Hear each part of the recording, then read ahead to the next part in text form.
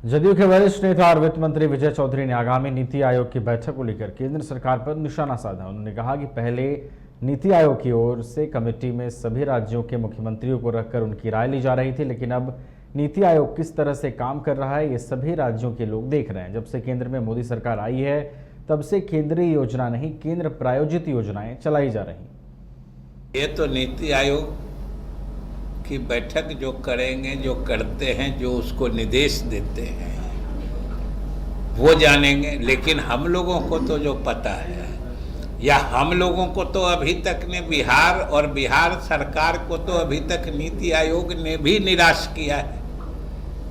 इसलिए हम लोग तो अपनी बात और मांग रखते ही हैं। मुख्यमंत्री नीतीश कुमार जी के तरफ से भी सारी बातें कही जाती है, हम लोगों ने सरकार की तरफ से सारी बातें रखी हैं, लेकिन मानते कहाँ है। नीति आयोग के मैंडेट में भी है विशेष सहायता देने का, लेकिन बिहार जैसे डिजर्विंग स्टेट को, जिसने विकास के हर मानक पर और केंद्र सरकार के ही मानकों पर अपना प्रदर्शन लगातार औसत से ऊपर रखा है, जो इनका राष्ट्रीय औसत है, और फिर भी हम गरीबी के मामला में पिछड़ जाते हैं। गरीबी की आकलन जब होती है, जब हमारा प्रदर्शन हर क्षेत्र में बेहतर है, लेकिन फिर भी हम गरीब रह जा रहे हैं, इसका क्या अर्थ है? इसको कोई व्यक्ति, कोई संवेदनशील संस्था या सरकार या इदारा अगर दोनों तथ्यों को साथ मिला के देखेगा कि हम ईमानदारी से मेहनत करके बढ़ भी रहे हैं, जो राष्ट्रीय औसत है उससे अच्छा हमारी उपलब्धि, हमारा प्रदर्शन भी रहता है, लेकिन फिर भी अगर हम नीचे रह जा रहे हैं, तो यही तो केस है, यही तो नीति आयोग का मैंडेट है, यही तो हमारा संविधान कहता है कि ऐसे प्रदेशों को विशेष सहायता मिलनी चाहिए, जिसकी मांग करते हैं, अनसुनी होती है। केंद्रीय मंत्री गिरिराज सिंह ने नीतीश कुमार और तेजस्वी यादव पर हमला बोलते कहा कि इन लोगों को बहुत काम रहता है और यह कामकाजी लोग हैं। बिहार के मुख्यमंत्री को सनातन धर्म से कोई मतलब नहीं है, यह केवल इफ्तार पार्टी में जाते हैं, वहां भी यह लोग काम करते हैं। मुख्यमंत्री वोट बैंक के लिए इफ्तार में टोपी पहन लेते हैं, अगर ऐसा नहीं करेंगे तो वोट कैसे मिलेगा? और ये क्या किया था, जनता प्रतिपक्ष को न्योता मिला था लेकिन नहीं गए, मुख्यमंत्री को भी न्योता मिला था नहीं जा सके। देखिए, ये लोग कामकाजी लोग हैं। मुख्यमंत्री, उप मुख्यमंत्री दिन रात काम करते रहते हैं, केवल इनको इफ्तार में बेचारे को समय मिल जाता है, वो भी काम ही करते रहते हैं। वोट बैंक की राजनीति करने वाले लोग, इनको सनातन में तो जात पात कर ही लेंगे, काम चल जाएगा, लेकिन उधर तो पक्का टोपी पहनना पड़ेगा, इफ्तार में जाना पड़ेगा, तभी वोट मिलेगा। गिरिराज सिंह के जालीदार टोपी वाले बयान पर बिहार सरकार के राजस्व मंत्री आलोक मेहता ने कहा कि हम लोग राजनीति को धर्म से नहीं जोड़ते हैं, यह काम बीजेपी का है। महागठबंधन की सरकार लोगों की भलाई के लिए है और लोगों के लिए काम करती है, राजनीति में धर्म को जोड़कर नहीं चलते हैं। वहीं राजद विधायक किरण देवी के घर सीबीआई की छापेमारी पर उन्होंने कहा कि वह अपना काम कर रहे हैं, उन लोगों का काम विपक्ष को परेशान करना है।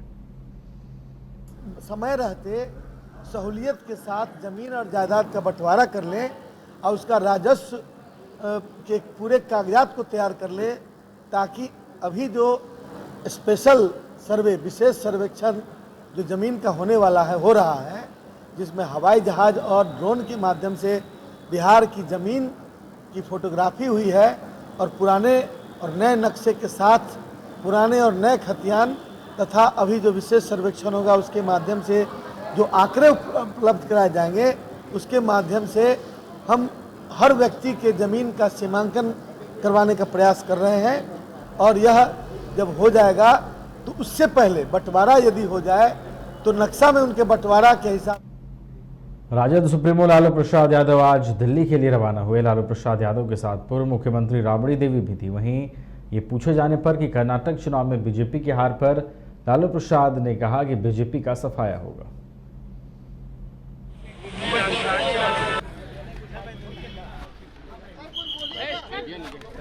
कर्नाटक चुनाव में जिस तरीके से जीत हुई है,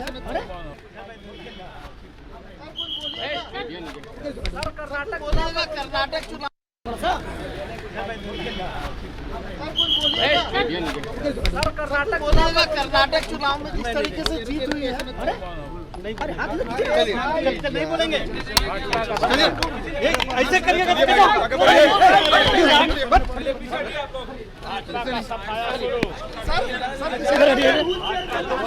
इधर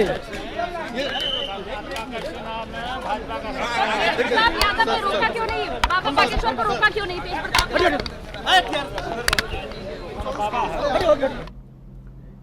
राजद प्रदेश कार्यालय में सुनवाई कार्यक्रम चल रहा है, जहां बिहार सरकार के राजस्व मंत्री आलोक मेहता, कला संस्कृति मंत्री जितेंद्र राय लोगों की समस्याएं सुन रहे हैं। कई दिनों से राजद कार्यालय में जन सुनवाई कार्यक्रम स्थगित थी, लेकिन फिर से अब इसकी शुरुआत हो गई है। मैं रहते सहूलियत के साथ जमीन और जायदाद का बंटवारा कर लें और उसका राजस्व के पूरे कागजात को तैयार कर ले, ताकि अभी जो स्पेशल सर्वे, विशेष सर्वेक्षण जो ज़मीन का होने वाला है, हो रहा है, जिसमें हवाई जहाज़ और ड्रोन के माध्यम से बिहार की ज़मीन की फोटोग्राफी हुई है और पुराने और नए नक्शे के साथ पुराने और नए खतियान तथा अभी जो विशेष सर्वेक्षण होगा उसके माध्यम से जो आंकड़े उपलब्ध कराए जाएंगे, उसके माध्यम से हम हर व्यक्ति के ज़मीन का सीमांकन करवाने का प्रयास कर रहे हैं।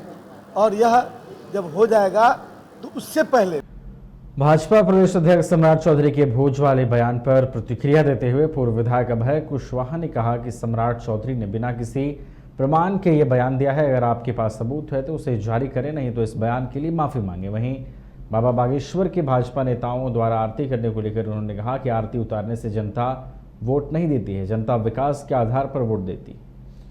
नियत बन चुकी है। माननीय राष्ट्रीय अध्यक्ष और मुंगेर के माननीय सांसद महोदय अपने से जा करके पूरा मॉनिटरिंग करते हुए सारे लोग को चावल और मटन परोस करके सम्मान के साथ खिलाने का काम कर रहे थे। इससे बड़ा सम्मान और कार्यकर्ता को क्या हो सकता है? और आप उस सम्मान भोज को, आपने कार्यकर्ता के सम्मान को आपने अपमान करने का काम किया, बदनाम करने का काम किया है। इसलिए सम्राट चौधरी जी, आप सार्वजनिक तौर पर उसके लिए माफी मांगिए, और नहीं तो कोई तथ्य है कि वहां पर शराब परोसी गई है तो आप उसका प्रूफ दीजिए, आप प्रूफ के साथ बात कीजिए। एलजेपीआर के राष्ट्रीय अध्यक्ष चिराग पासवान पटना पहुंचे। पटना पहुंचते ही चिराग पासवान ने बागेश्वर धाम के बाबा धीरेन्द्र शास्त्री से मुलाकात कर कहा कि देखते हैं क्या प्रोग्राम बनता है। धीरेन्द्र शास्त्री के बयान पर कहा कि आस्था से जुड़े हुए सवाल हैं, कौन क्या कहता है, देश संविधान के हिसाब से चलता है और आगे भी चलेगा। वहीं कर्नाटक चुनाव के परिणामों पर उन्होंने कहा कि हर चुनाव एक अलग चुनाव होता है और मैंने हमेशा इस बात को कहा है कि हर चुनाव को इंडिविजुअली देखना चाहिए। जिस तरह से परिस्थिति थी और जिस तरह के परिणाम आए वह कर्नाटक तक ही सीमित है, उसका कोई असर 2024 चुनाव पर नहीं पड़ेगा। विश्वास और देश सिर्फ और सिर्फ संविधान के आधार पर चलेगा। मुख्यमंत्री और तेजस्वी यादव को भी निमंत्रण दिया गया था, पर उन्होंने, तेजस्वी यादव ने कहा कि हम लोग विकास का काम करते हैं, बाबा से मुलाकात नहीं करेंगे। भाई वो उनकी अपनी सोच हो सकती है। बीजेपी की तेज प्रताप यादव लगातार विरोध कर रहे थे, कह रहे थे एयरपोर्ट पर ही घेराव करेंगे, घुसने नहीं देंगे उन्हें, लेकिन अब वो चुप्पी साधे हुए हैं। अब वही बताएंगे कि क्यों वो शांत हो गए। चिराग जी, एक सवाल है कि कर्नाटक चुनाव के नतीजे के बाद सांसद कहा जा रहा है कि महागठबंधन की महावीर और बजरंगबली के नाम पर कुछ नहीं होने वाला है। बीजेपी का 24 में सफाया हो जाएगा। देखिए हर चुनाव महागठबंधन के साथ चोट लगेगा भाई, हर चुनाव एक अलग चुनाव होता है और मैंने हमेशा इस बात को कहा है कि हर चुनाव को इंडिविजुअली देखे जाने की ज़रूरत है। कर्नाटक में जिस तरीके की परिस्थितियां थी और जिस तरीके के परिणाम उसके आधार पर आए वो कर्नाटक तक ही सीमित है। इसका कोई असर 2024 के चुनाव परिणामों पर पड़ेगा नहीं पड़ेगा, मुझे ऐसा नहीं लगता। 2024 में क्या परिस्थितियां रहती हैं, 2024 में क्या माहौल रहता है, किस तरीके से गठबंधन होते हैं, अलायंसेस होते हैं, उनके क्या स्वरूप होते हैं, वो निर्धारित करेगा कि 2024 के